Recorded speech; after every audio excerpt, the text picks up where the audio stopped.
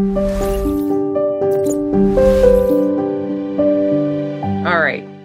First of all, I want to just thank you for this opportunity. I love to tell my story. I always think that, what God pulled me out of such ugly, miry pits. If he can do it for me, he can do it for anybody. And so I just do want to thank you for the opportunity. I generally start, and I understand that there's going to be time for questions afterwards too. You're going to hear just a brief part of my story. Of course, the book will tell you more about me.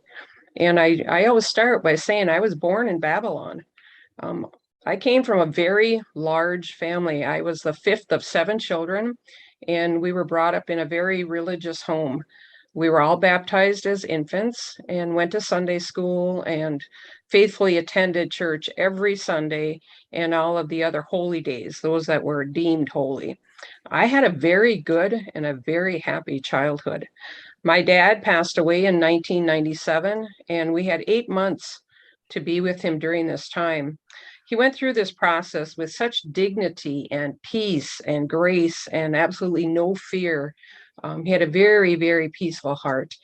His spirituality was in check.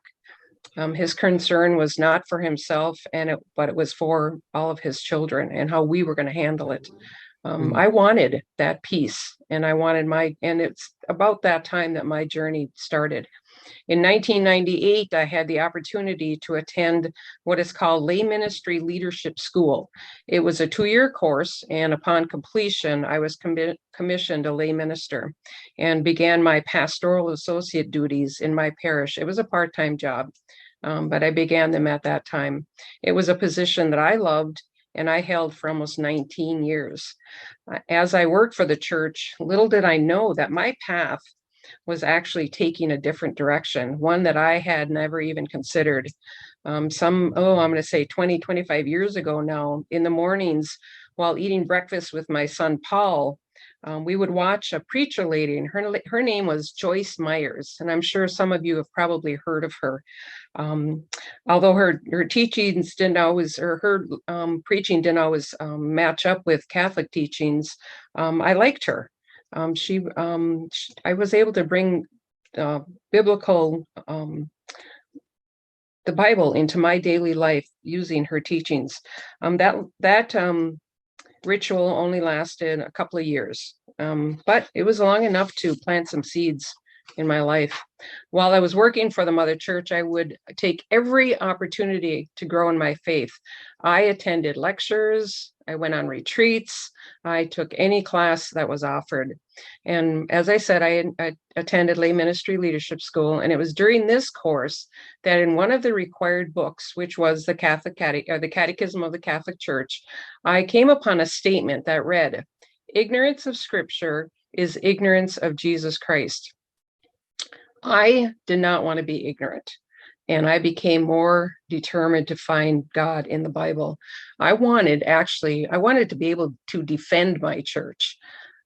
In 2002, while attending a diocesan, I finished that class in 2000. In 2002, while attending a diocesan commission meeting, it was a member that it was a group I was a member of. A guest speaker announced a theology class that was coming to Marquette.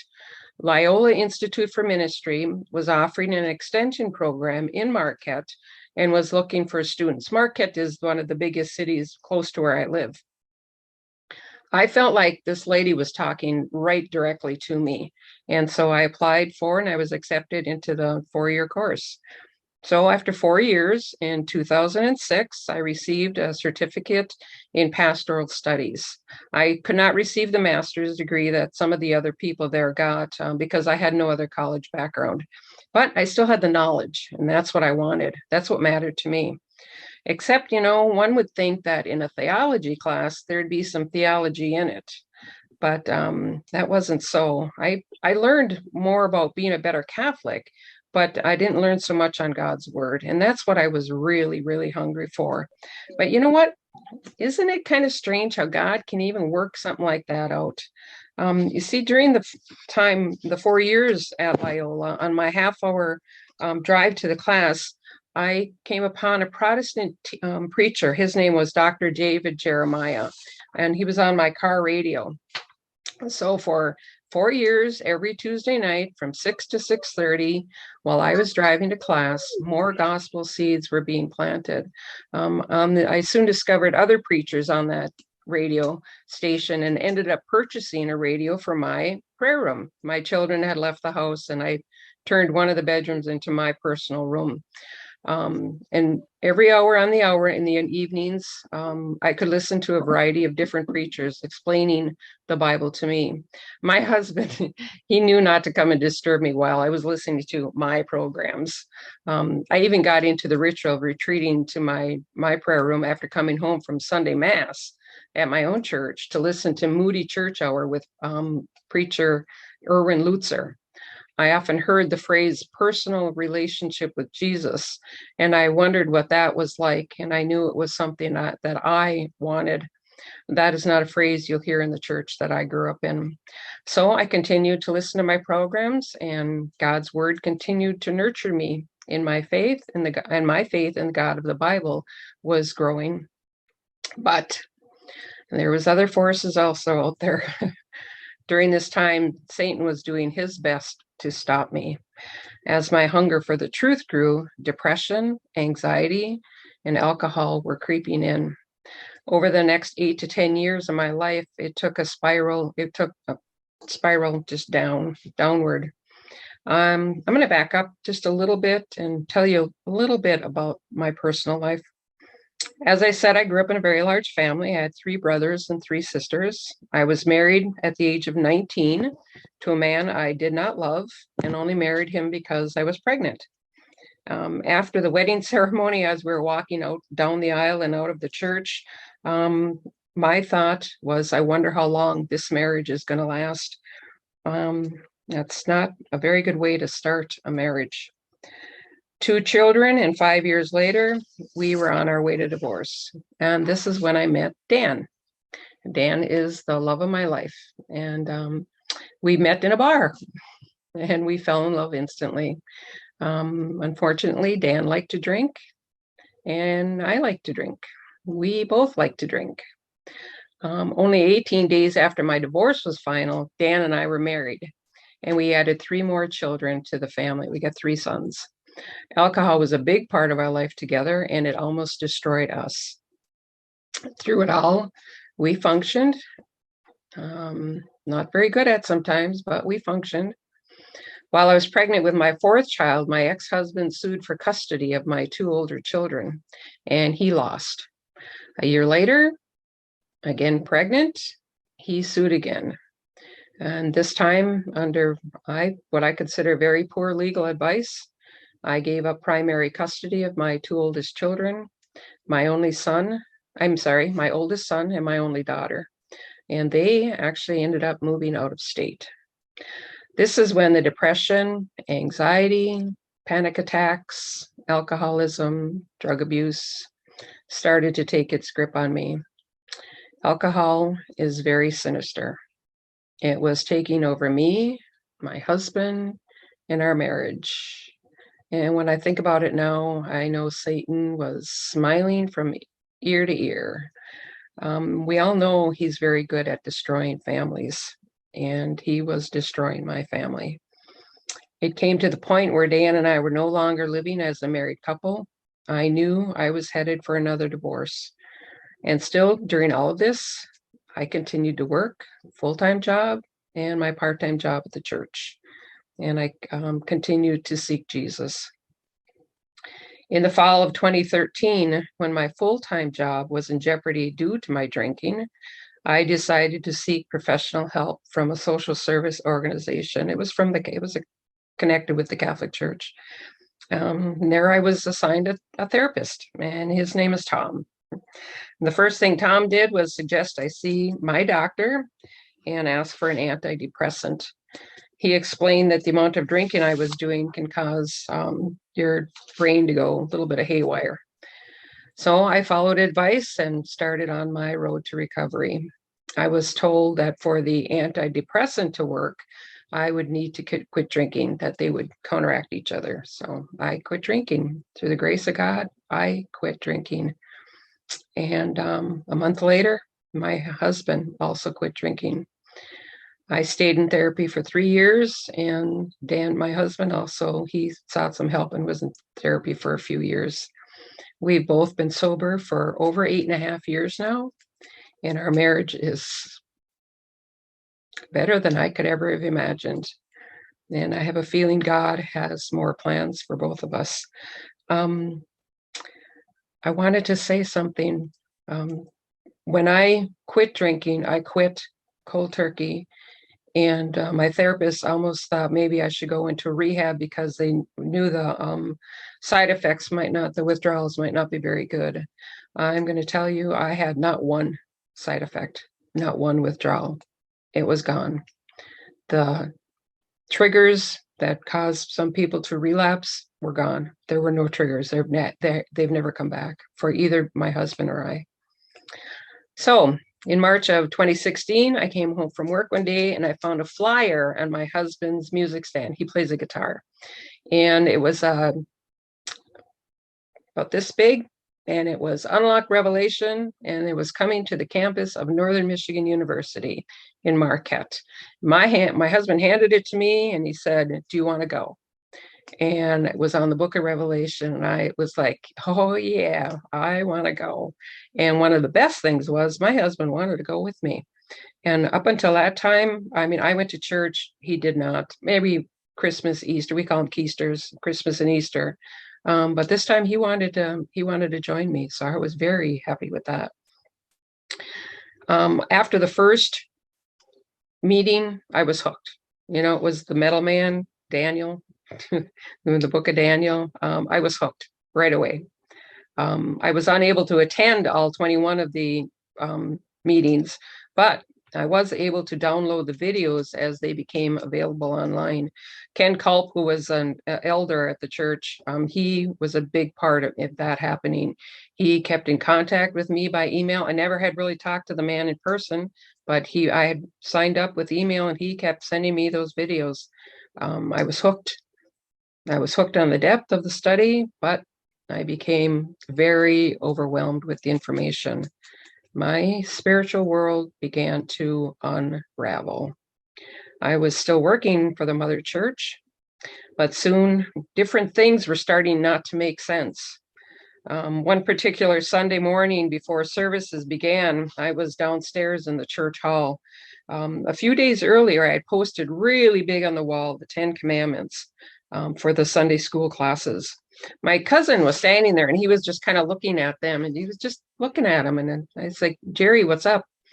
And he questioned me on why they were different from the ones at his wife's church. She was a Methodist and he would sometimes go to her church with her. I didn't have any explanation.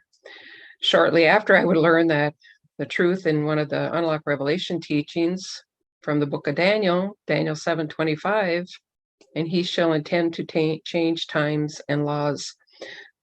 The Mother Church had changed them. What I considered the Mother Church had changed them. And we were all being deceived.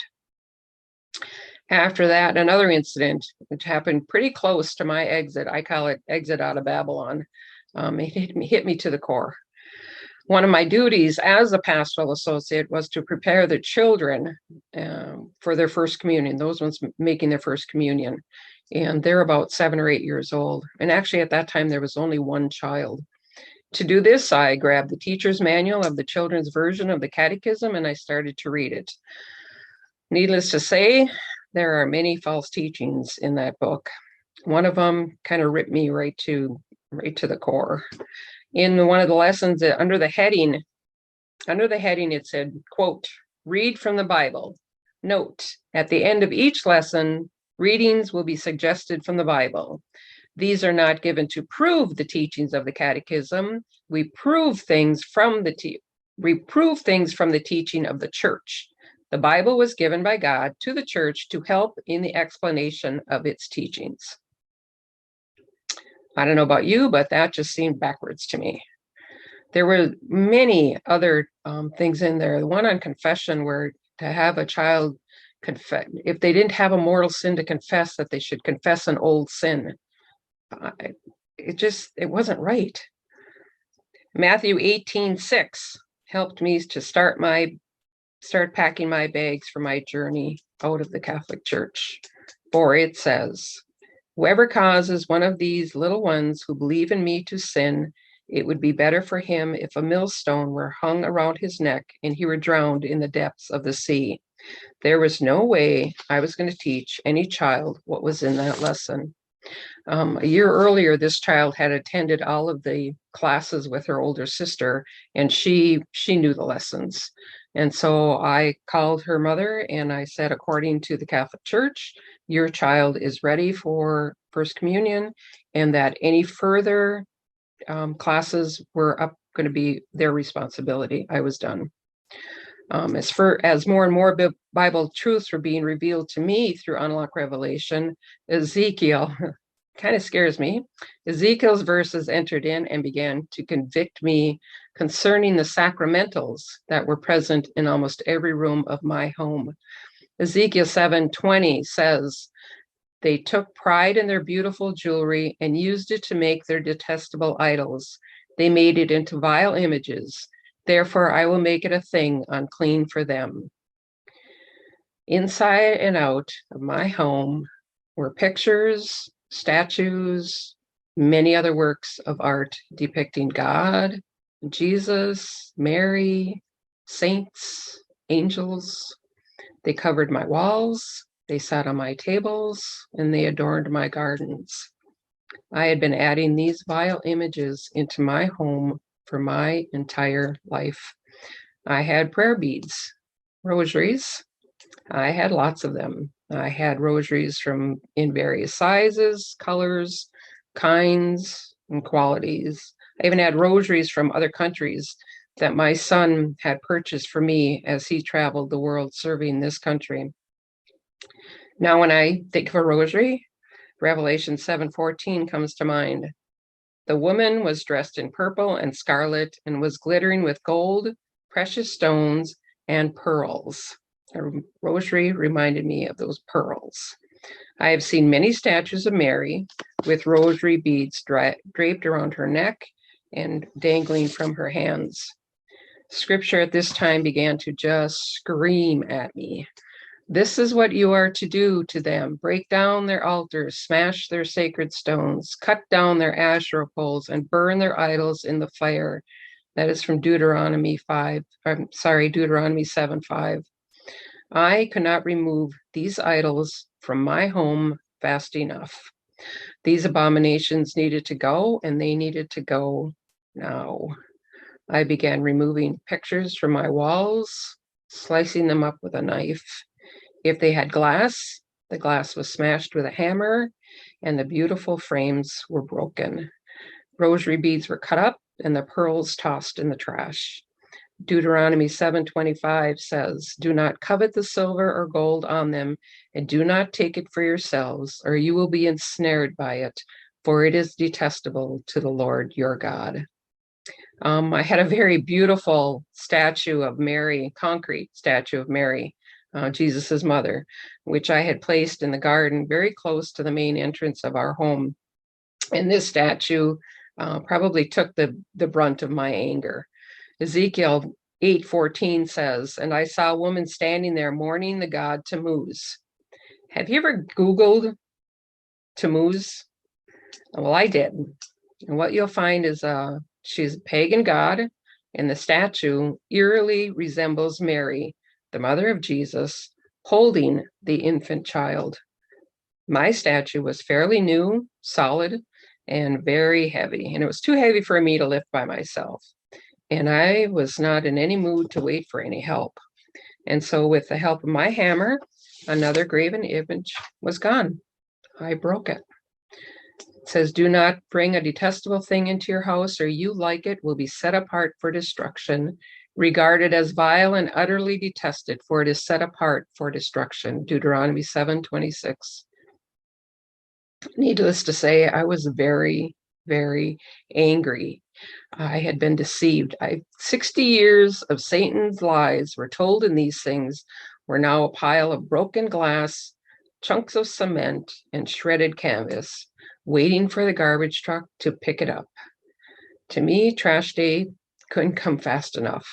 and I didn't care who saw the pile of rubbish at the edge of my yard. I live in a very small community. The two men that are on the garbage truck, I knew. I went to school with them. They probably thought I lost my mind. My husband even said, "What if they don't pick it up?" And I said, "We'll deal with that if they don't." And they picked it up. Many other truths were poured into me: the state of the dead, the truth about hell, the Antichrist, the role of the Catholic Church. My spiritual world, my spiritual life was unraveling. I did not know who to turn to. I did not know who to trust. My poor husband had no idea what to do with me. He suggested that I go and talk to a priest that I had worked for 9 years, and who was now assigned to, he was in a different part of the UP. He was somebody I trusted, somebody at one time had been my confessor. I actually emailed him one of the links to one of the videos, The Unavoidable Identity of the Antichrist. He answered it so quickly that I knew he hadn't watched it. And his advice to me was to ignore it. He said that these things pop up every few years and that it was nothing, just ignore it. But my heart was telling me something different. And my heart in the Bible was telling me that it was the truth. I knew there was only one thing I needed to do, and that was to get out of her. Revelation 18:4 says, "Come out of her, my people." I, at that time, was done being Catholic. But there was something I needed to clear up. I still worked for the church. In October of 2017, I gave written notice of my retirement from my pastoral duties to take effect December 31st, 2017. The Monsignor that I was working with, he understood that after 19 years, I was ready to leave my position. And after all, he was getting ready to retire himself. I did not mention my plan to leave the church to him. He was not a very personal man. He was not easy to talk to, and there was no way I was getting into it with him. I did tell him that I would stay in on a voluntary basis to train whoever was going to be my replacement, just to ease the transition from the retiring priest. I wasn't sure how all that was going to happen, as I could barely walk into the building without feeling like I was committing a sin. And due to this, I was not attending services on a regular basis. But I still made sure that all of the ministries were covered and that the church was prepared for Sunday Mass. A few weeks after I gave my notice, Monsignor noticed my lack of attendance. It's a very small, there was 30 people there, small church. People, they notice when you're not there. And he actually asked my sister as to why. He asked her if I was ill in some way, and she informed him that I was thinking of leaving the Catholic Church. His response was, "Get my key," meaning the key to the church, the physical key to the church. My sister actually relayed this in a message to me in a text. She lives next door. At first, I was devastated. Why wasn't he looking for me? Why didn't he want to talk to me? Why wasn't he calling me? Nothing, absolutely nothing. I had worked for him for 8 years. Then it occurred to me, God had taken all of that responsibility away from me, relieving me of any further obligation. I did not have to walk into that church ever again. You know what? My tears of devastation turned into pure tears of joy. And all I did was kept praising him over and over again. We just serve such a mighty and faithful God. Ellen White writes, "Thus the message of the third angel will be proclaimed. As the time comes for it to be given with greatest power, the Lord will work through humble instruments, leading the minds of those who consecrate themselves to his to his service. The laborers will be qualified rather by the unction of his spirit than by the training of literary institutions. People of faith and prayer will be constrained to go forth with holy zeal, declaring the words which God gives them. The sins of Babylon were laid open. Thousands upon thousands will listen who have never heard words like these. In amazement, they hear the testimony that Babylon is the church, fallen because of her errors and sins, because of her rejection of the truth sent to her from heaven. As the people go to their former teachers with eager inquiry, are these things so? The minister present fables, prophesy smooth things to soothe their fears and quiet the awakened conscience. But since many refuse to be satisfied with mere human authority and demand a plain, thus saith the Lord, the popular ministry, like the Pharisees of old, filled with anger as their authority is questioned, will denounce this message as of Satan and stir up the sin-loving multitudes to revile and persecute those who proclaim it. And that is from the Great Controversy, pages 606 and 607. When I read this just gave me just a glimpse of prophecy coming true in my life. So now what do? I needed some human guidance that I could trust. So in the early November of 2017, almost a year and a half after starting the Unlock Revelation series, I walked into the doors of the Marquette Seventh-day Adventist Church. When I first walked into the doors, I was just delighted at what took place.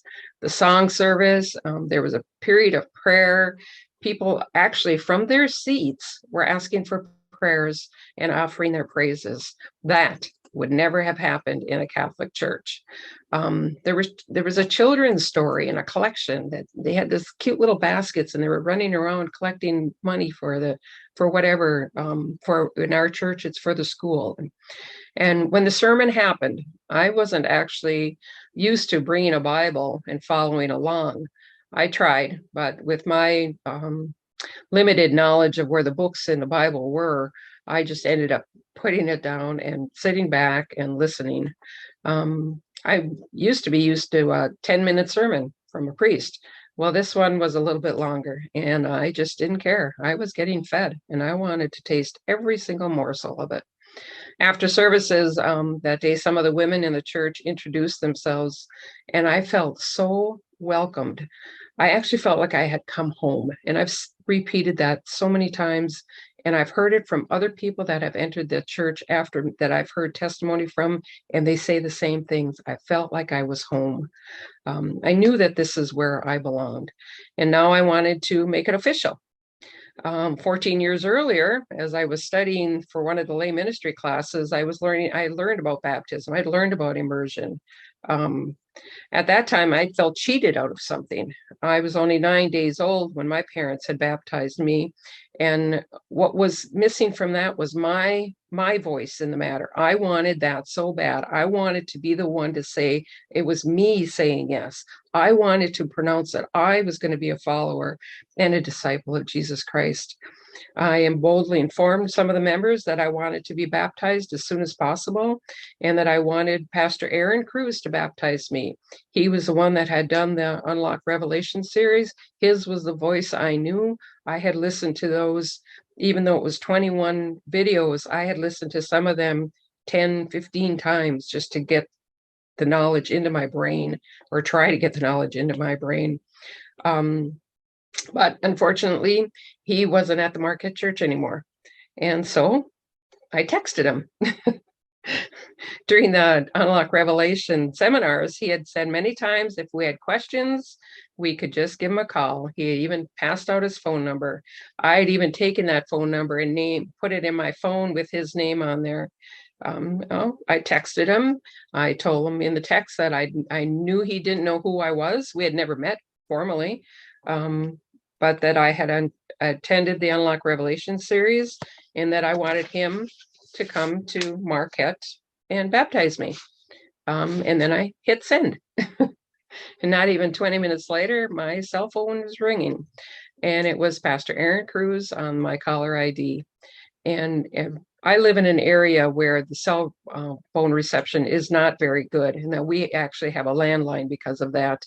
And when I saw that name on the caller ID, I thought, as soon as I answer this, it's going to hang up. So I stood by the window and I hit the answer button. And he said, "Hi, this is Pastor Aaron Cruz." And I blurted out, "Yes, I know. If it hangs up, I'll give you a call back." But by God's grace, Pastor Cruz and I talked for about 20 minutes, and he was full of questions. And because he had never met me, and the Revelation series had been a year and a half earlier. And he also informed me that he would have to ask for permission.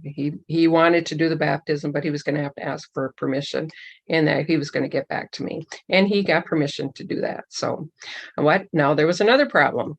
I wanted to get baptized close to my birthday, which is January 26th.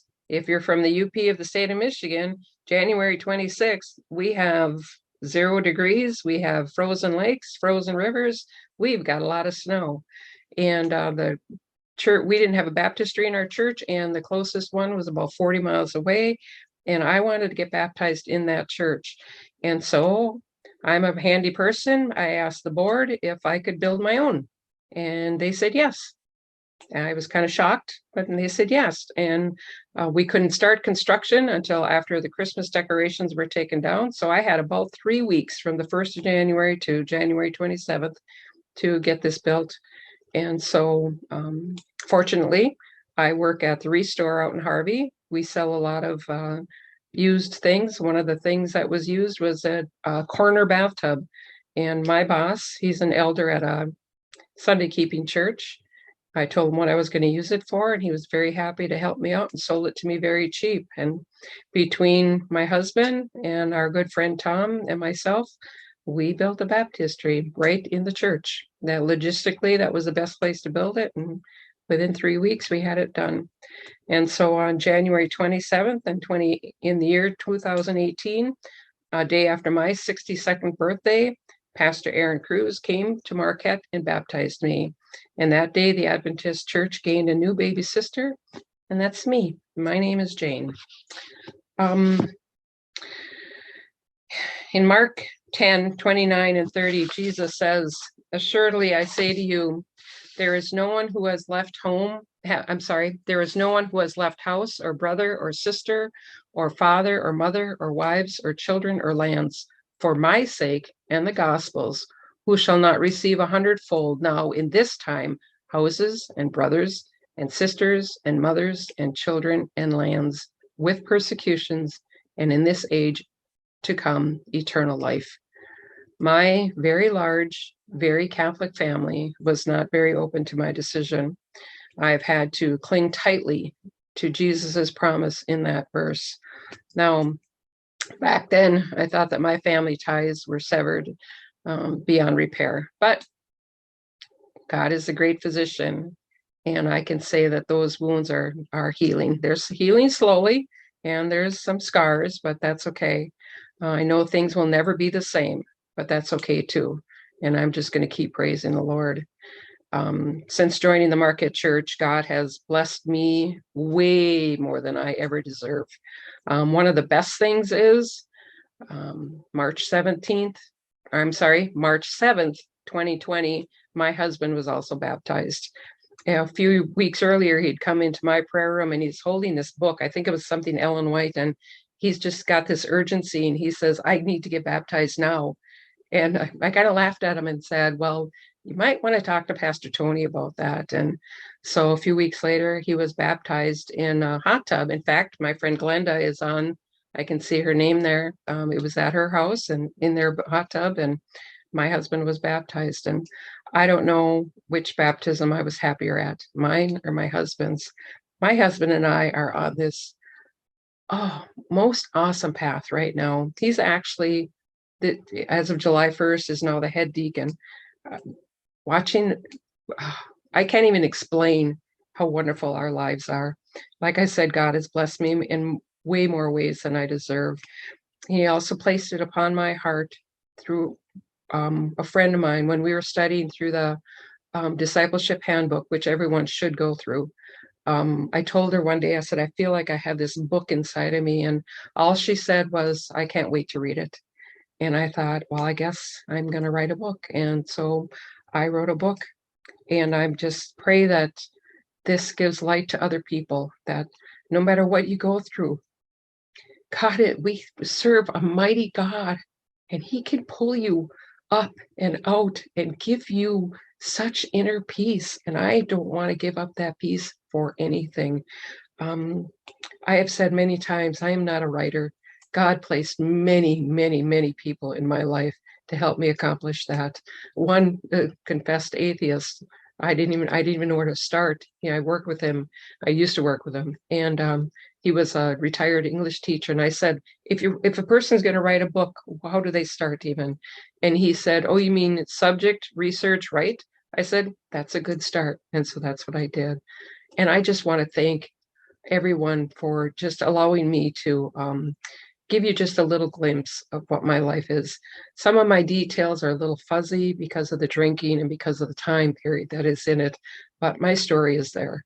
And God has used me, He's used my husband, and if He can use us, I keep saying He uses the strangest people because He is using us. And I just want to thank you.